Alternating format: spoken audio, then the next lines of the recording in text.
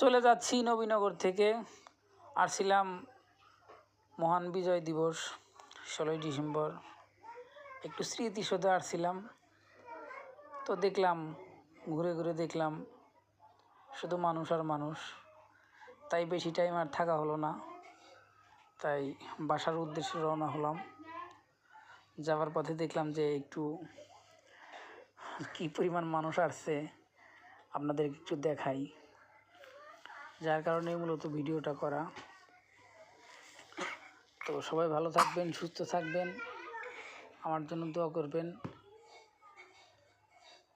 এই তো প্রায় গেটের কাছাকাছি চলে আসছি, এখন বের হয়ে চলে যাব।